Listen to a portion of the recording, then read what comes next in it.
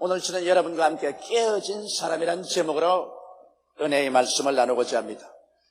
우리가 세상에서 사용하는 모든 물건은 금이 가거나 깨어지면 무용지물이 되고 마는 것입니다.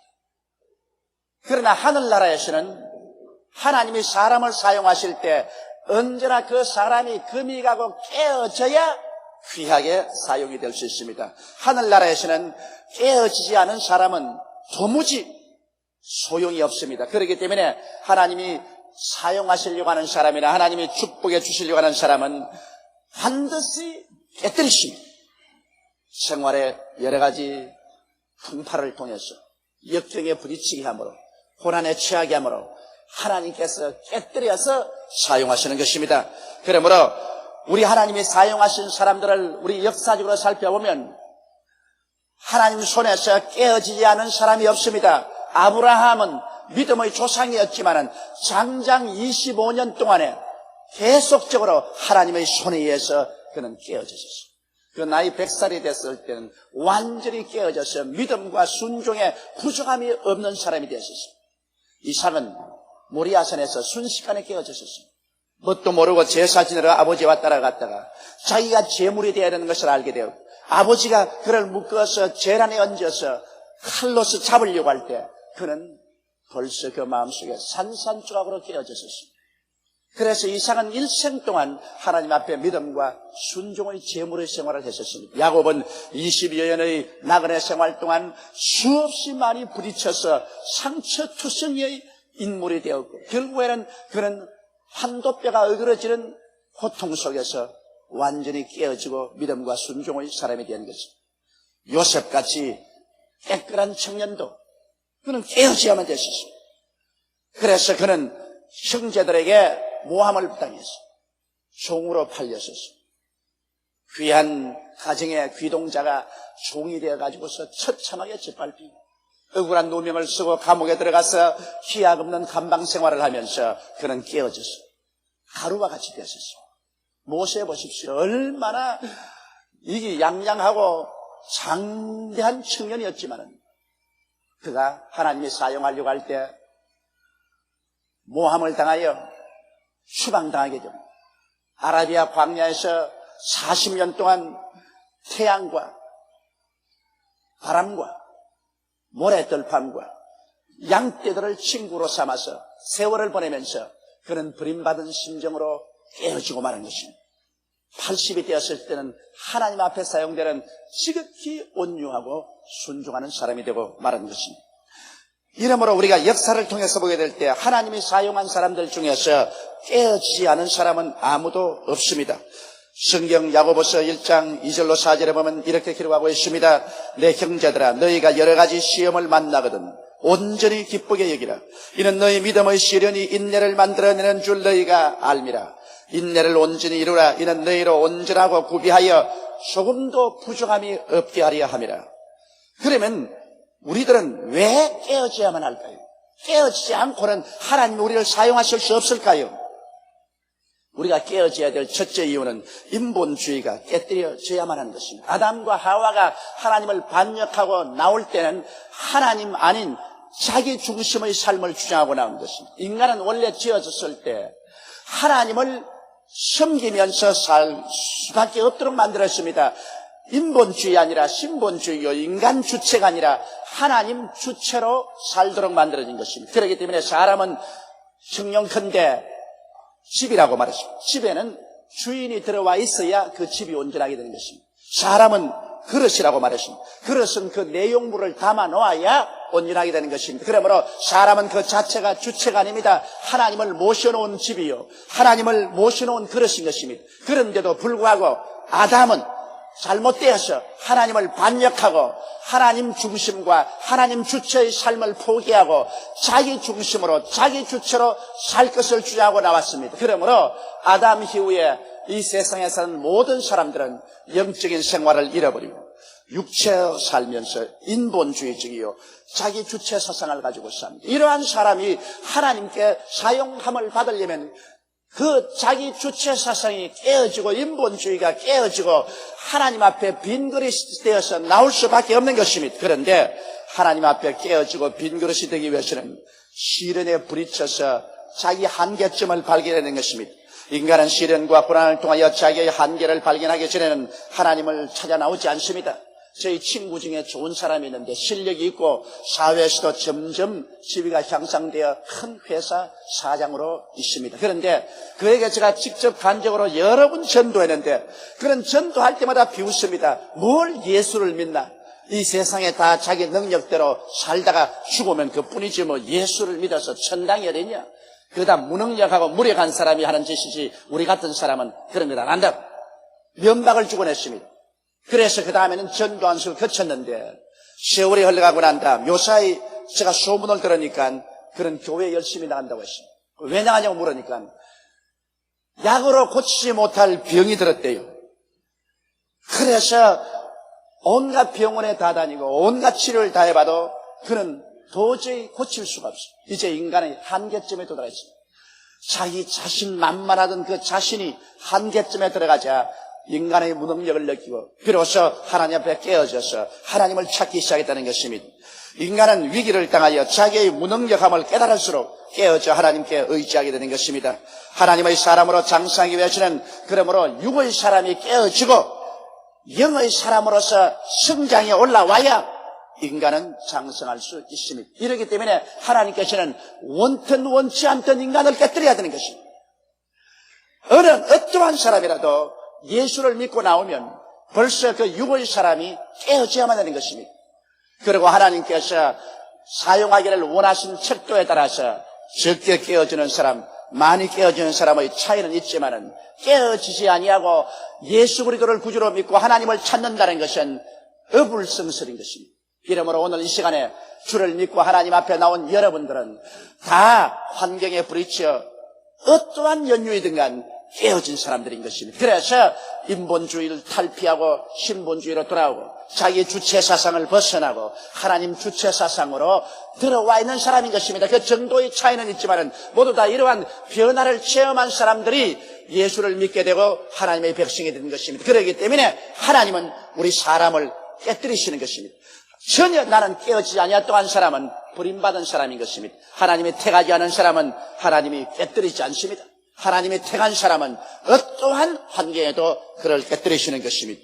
둘째로 우리 하나님께서 우리를 깨뜨리는 이유는 겸손한 사람이 되기 위해서 그렇게 하는 것입니다. 하나님이 주신 10계명 가운데 둘째 계명은 우상에 절하지 말라고 했었습니다. 하나님을 경외하지 아니하고 예수를 믿지 않은 사람은 자기 자신이 우상이 되어 있습니다. 여러분, 금이나 은이나 보석으로 만든 우상에 절하지 않는다고 나는 우상 숭배자가 아니라고 할 사람이 있겠습니까? 불신자들은 모두 다 자기가 우상이 되어 있는 것입니다. 무엇인지 자기 뜻대로 생각하고 자기 고집대로 행하고 그리고 자기를 만족시키기 위해서 사는 자아가 우상이 되어 있는 것입니다. 그러므로 제2 계명을 어기고 살고 있는 것입니다. 이러므로 자기가 우상이 되어 있는 이 우상을 박살을 내고 하나님을 중심으로 섬기게 하기 위해서는 하나님께서 깨뜨리지 아니하면 안 되는 것입니다. 사람들은 모두 다 제 잘난 맛에 산다고 말합니다. 그러나 우리는 장차 예수 그리스도 잘난 맛에 살아야 되는 것입니다. 성경에 보면 사울이 바울이 된 경험을 기록하고 있는 것입니다. 사울이란 사람은 학문에 깊은 조예가 있는 사람이었습니다. 그리고 예루살렘에서 가장 좋은 가마리알 대학에 졸업을 하고 학문이 정통하고 유대교의 심취해 있는 열심히 있는 사람이었습니다. 그런데 그가 예수 그리스도와 그 복음을 파멸하기로 결정을 하고 그는 나아가서 교회를 회파하고 예수 믿는 사람들을 잡아서 감옥에 가두고 스데반이 죽을 때 그는 스데반을 죽이는 사람을 총지휘해서 그들의 옷을 지켜주었습니다. 그리고 스데반이 돌에 맞아 죽게 한 것입니다. 그게 한술 더 떠서 대제사장의 허락을 받아서 이웃나라인 시리아에 도망가 있는 기독교인들을 다메섹에 가서 모두 잡아와서 죽이거나 감옥에 넣는 사명을 받고 부하들을 거느리고 말을 타고 시리아를 향했었습니다. 시리아의 햇빛은 소나기처럼 쏟아진다고 합니다. 그렇게 태양빛이 강렬합니다.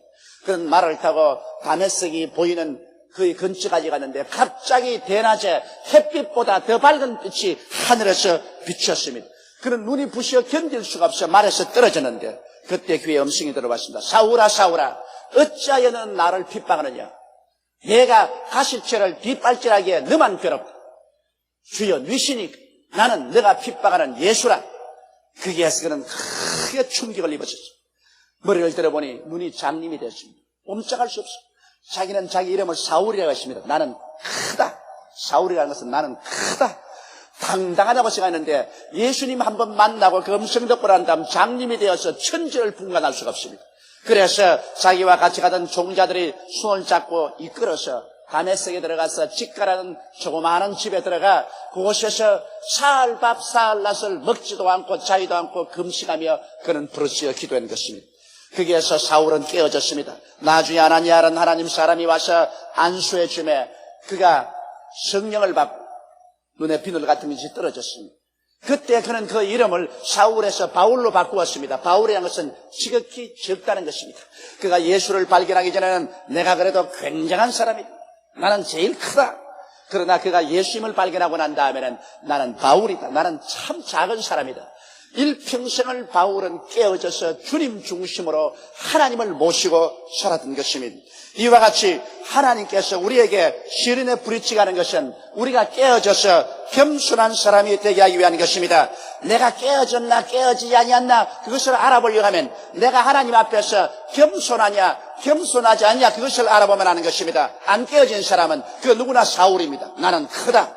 나는 지식이 있고 실력이 있고 내 청춘이 있고 내 힘으로 할 수 있다. 나는 사울이다. 그러나 깨어진 사람은 바울입니다. 나는 적은 사람이다.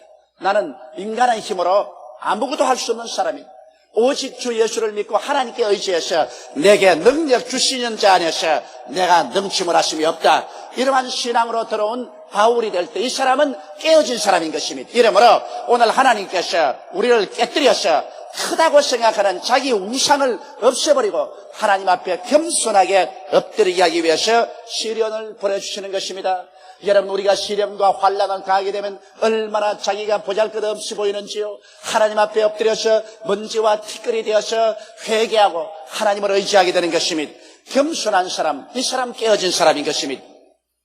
그 다음 셋째로 하나님이 우리를 깨뜨리시는 이유는 온유한 사람이 되기 위해서 그런 것입니다. 깨어지기 전에는 인간은 정도의 차이는 있으나 과격하고 성내며 고집이 셉니다. 그래서 자기 멋대로 행하려고 합니다.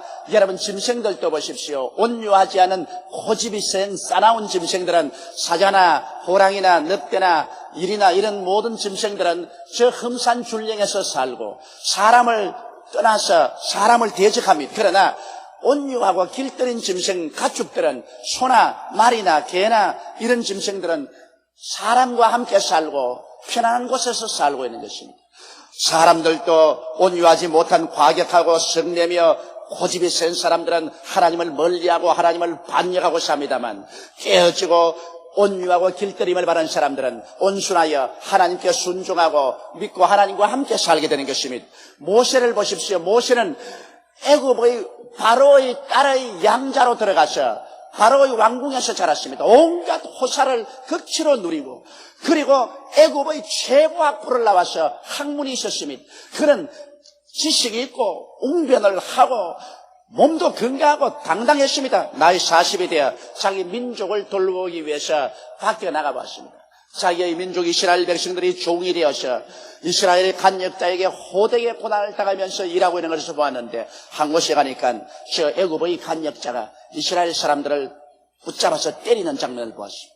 그는 화가 나서 동족이 맞는 것을 볼 수 없다고 해서 그 애굽 사람을 잡아서 쳐서 그 자리에서 죽이고 땅을 파서 묻어버리고 말았습니다. 이스라엘 백성들이 자기를 위대한 지도자로 인정해 줄 줄 알았었습니다. 그런데 그날 또 나가보니까 이스라엘 사람들이 싸우는지라 가서 말하기를 이 사람들아 외국에 와서 종살이하는 것도 슬픈데 왜 동족끼리 싸우냐니까 그 중 한 사람 말하기를 야 너 어제 애국 사람을 쳐서 죽이더니 오늘 그래 너 날 쳐 죽이느냐.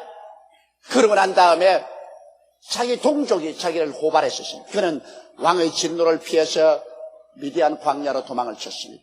그러고 난 다음 미디안 광야에서 추장인 이드로의 사위가 되어 그 집 딸하고 결혼하고 40년 동안 아무 사람도 알아주지 않고 바람 소리가 천지를 진동하며 모래바람이 일고 태양이 자기라는 곳에 양이나 염소떼를 거느리고 오늘은 이곳에서 내일은 저곳으로 목동생활을 하며 평생을 보내게 된 것입니다. 그는 수없이 울고 탄식을 하고 고통을 당했습니다. 그런 동안에 옛날에 기세 당당하고 자기를 의지하고 아주 고집세던 모세는 죽었습니다. 나이 80이 되어 호렙산 가시는 굴에서 불이 활활 타는 가운데서 하나님께서 모세를 불러서 내가 애굽에 가서 이스라엘 구원하라고 할 때 그는 얼마나 깨어졌던지 얼마나 겸손했던지 주여 나는 주님의 말씀을 듣고도 옮길 줄도 모릅니다. 보낼 많은 사람을 보내소서. 그는 스스로 잘났다는 것이 다 없어지고 말았습니다. 나중에 그는 하나님 손에 의지해서 80노인이 지팡이 하나 짚고 300만 이스라엘 백성을 인도해내서 적과 꿀이던 가나안 땅으로 이끌어갈 때 하나님 말하기를 모세는 천하에서 가장 온유한 사람이라고 말하셨습니다. 온유하다는 것은 깨어져서 길들임을 잘 바른 사람을 말하는 것입니다. 하나님에게 길들임을 잘 바른 따뜻하고 부드러운 심정을 가진 사람이 온유한 사람인 것입니다.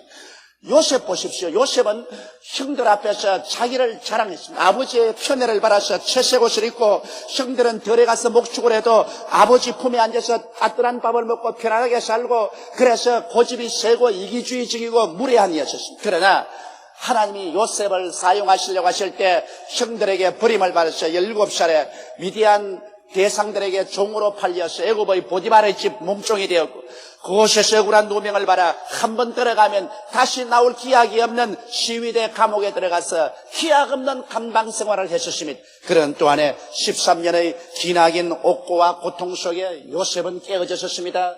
자기가 먼지가 되고 가루가 되었습니다. 그러나 그 이후에 하나님께서 역사하셔서 그런 감옥에서 나와서 애굽의 국무총리가 되었었습니다. 그런데 온 천하의 기근이 왔을 때 가나안에 있는 자기의 형제들이 먹고 살 수가 없어서 아버지와 함께 형제들이 모두 다 애굽으로 건너왔었습니다. 그래서 아버지가 계실 동안에는 아버지 수라에서 요셉의 공양을 받고 살았는데 아버지가 돌아가시자마자 요셉의 배달한 형제들이 이제는 요셉이 아버지도 안 계시니까 우리에게 보복할지 모른다. 겁이 나서 요셉에게 나왔습니다. 창세기 50장 15절로 21절에 보면 요셉의 형제들이 그 아비가 죽었음을 보고 말하되 요셉이 혹시 우리를 미워하여 우리가 그에게 행한 모든 악을 다 갚진 아니할까 하고 요셉에게 말을 전하여 가로되 당신의 아버지가 돌아가시기 전에 명하여 이르시기를 너희는 이같이 요셉에게 이르라 내 형들이 내게 악을 행하였을지라도 이제 바라건대 그 허물과 죄를 용서하라 하셨다 하라셨나니 거짓말로 자기들이 지은 말입니다. 당신의 아버지 하나님의 종들의 죄를 이제 용서하소서 하며 요셉이 그 말을 들을 때 울었더라. 그 형들이 또 친히 와서 요셉의 앞에 엎드려 가로되 우리는 당신의 종이니이다. 요셉이 그들에게 이르되 두려워 마소서. 내가 하나님을 대신하리이까. 당신들은 나를 해하려 하였으나 하나님은 그것을 선으로 바꾸사 오늘과 같이 만민의 생명을 구원하게 하시리 하셨나니 당신들은 두려워 마소서. 내가 당신들과 당신들의 자녀를 기르리다고 그들을 간곡한 말로 위로하였더라. 이 어찌 온유한 사람이 아닙니까? 여러분 보통 사람 같으면 너가 그래 나를 잡아서 애굽의 종으로 팔다니 어디 두고 보자. 이제 내가 애굽의 국무총리가 되었으니 너희들 모조리 종으로 잡아가지고서 내가 당한 고통만큼 너희들 또한 고통을 주겠다. 그렇게 할 것이라고 당연히 생각될 수 있습니다. 그러나 요셉은 깨어진 사람입니다. 그는 완전히 깨어져서 온유하게 되어 그 원한도 가루가 되어버리고 말았습니다. 형들이 겁을 내어서 벌벌 떨 때 그는 오히려 형들을 위로하고 그들을 공양해 주었던 것입니다. 이야말로 그는 온유한 사람이 된 것입니다. 하나님 앞에서 시험과 환난을 당하여 깨어지면 사람은 온유하게 되어버리고 마는 것입니다. 내가 과연 깨어진 사람이냐, 그것을 알려면 내가 정말 온유한 사람이 되었느냐, 그렇지 않으면 지금도 사납고 고집세고 자기 멋대로 하려는 사람이냐, 이것을 알아보면 되는 것입니다. 성경은 온유한 자는 복이 있나니 저가 땅을 기업으로 얻을 것이라 했습니다. 깨어져서 부드럽고 온유하며 하나님의 뜻을 순종하는 사람에게 하나님께서 지상의 축복도 주겠다고 약속하신 것입니다. 넷째로 하나님께서 우리를 깨뜨리는 이유는 탐욕이 없는 사람이 되기 위한 것입니다. 깨어지기 전에 인간은 하나님의 것이라도 빼앗으려고 한 것입니다. 여러분, 아담과 하와는 동산에 있는 모든 것 다 자기 것인데도 불구하고 그것 제껴놓고 하나님의 것인 선악과조차도 빼앗아서 자기 것을 만들려는 탐욕을 가졌었습니다. 탐욕은 곧장 우상숭배인 것입니다. 그러므로 탐욕이 깨뜨려져야 온유한 사람이 되고 또 하나님이 사용하는 사람이 되는 것입니다. 타락한 사람들은 모두 다 그 마음속에 마귀의 꾀임을 통해서 탐욕과 욕심을 가지고 있습니다. 탐욕 때문에 사람들은 전쟁을 일으키지요. 남의 나라 물건을 빼앗으려고 하고 남의 나라 땅을 빼앗으려고 탐욕이 들어오기 때문에 전쟁하게 됩니다. 탐욕이 덤으로 말미암아 정상적으로 정치의 행정을 하지 않고 총칼을 가지고서 강제로 권력을 빼앗고 자기 권력대로 정치를 행하는 것도 욕심 때문에 그런 것입니다. 사람이 서로 속이고 서로 속고 서로 고통을 가하는 것도 탐욕 때문에 그런 것입니다. 탐욕이 생기면 모든 사람들이나 모든 환경을 이용해서 자기 유익만 주장하게 되는 것입니다. 이 탐욕이 깨뜨려져야만 되는 것입니다. 탐욕을 가지고는 하나님과 절대로 동행할 수 없는 것입니다. 하나님께서 욥을 심히 시련하여서 욥이 하나님 앞에서 시험을 통하여 깨어졌을 때 그가 신앙 고백하는 것을 들어보십시오. 욥기 1장 21절로 22절에 가로되 내가 모태에서 적신이 나와 싸운즉 또한 적신이 그리로 돌아가올지라 주신 자도 여호와시요 취하신 자도 여호와시니 여호와 이름이 찬송을 받았을지다고 이 모든 일에 욥이 범죄하지 아니하고 하나님을 향하여 어리석게 원망하지 아니하더라. 욥은 옛날에 자기가 자기의 집도 자식도 재물도 소유하고 있다고 생각했는데 심한 시련을 겪어서 자식 다 죽고 재물 다 잃고 빈털터리가 될 때 그가 깨달은 것이 있습니다. 주신 자도 야훼시요 가지고 가신 자도 야훼시니 모든 일에 야훼께서 영광을 받으실지로다.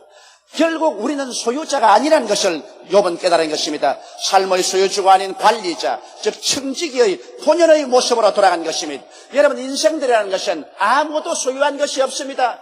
어머니 뱃속에서 나올 때 빈손 들고 울면서 나와서 돌아갈 때도 손목 펴놓고 빈손으로 돌아가는 것입니다.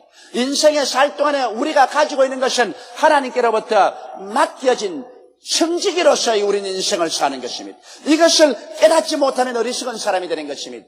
그러므로 권력자도 하나님께 권력을 맡아서 청지기 일을 하는 것입니다. 재물을 맡은 사람도 하나님 앞에서 재물을 맡아 청지기로 일하는 것입니다.